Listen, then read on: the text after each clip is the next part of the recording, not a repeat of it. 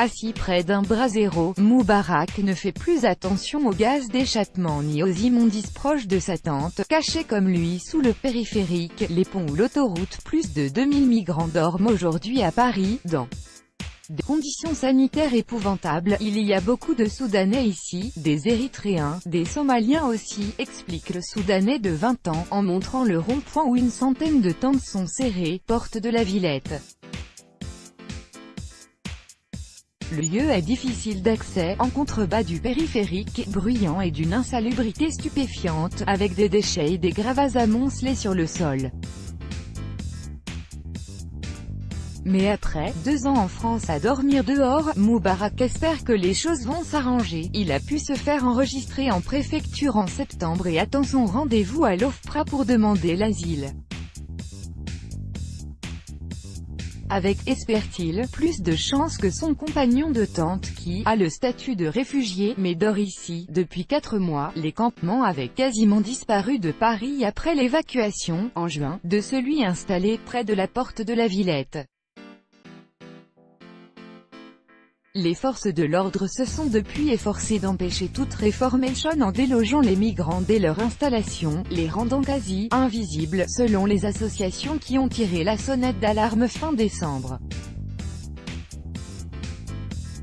Des milliers de personnes se partagent les interstices des villes, ont affirmé 14 ONG dont Médecins sans frontières et le Secours catholique dans une tribune commune, accusant l'État de « mise en danger délibérée » des migrants.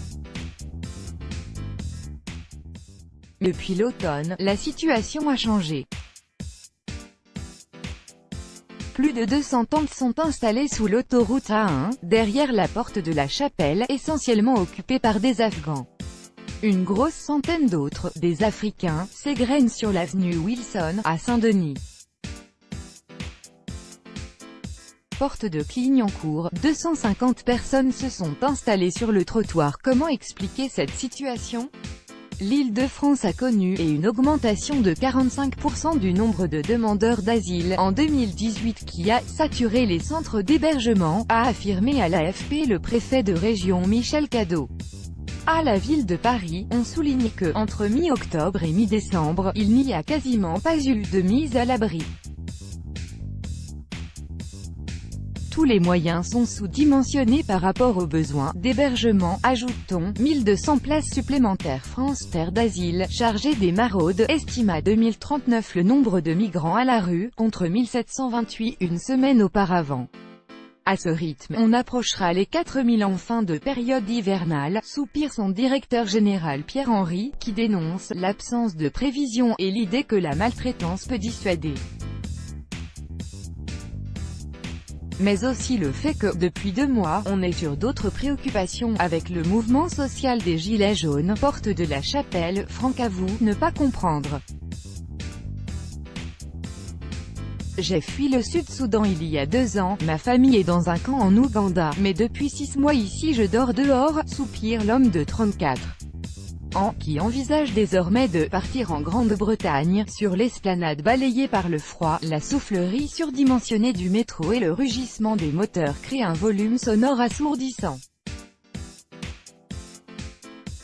Mais, c'est bien ici, avant j'étais à Francfort, la police vient tôt le matin pour vous renvoyer en Afghanistan. On ne fait pas ça en France, explique Soran, autre Afghan de 30 ans, occupé à faire sécher son pantalon sur la soufflerie. Autre difficulté pour les associations, la proximité de la colline du Crac, un campement de toxicomanes implanté porte de la Chapelle. On sent une porosité, s'inquiète Philippe Carreau de l'association Solidarité Migrants Wilson, qui voit la santé physique et mentale se dégrader chez les migrants.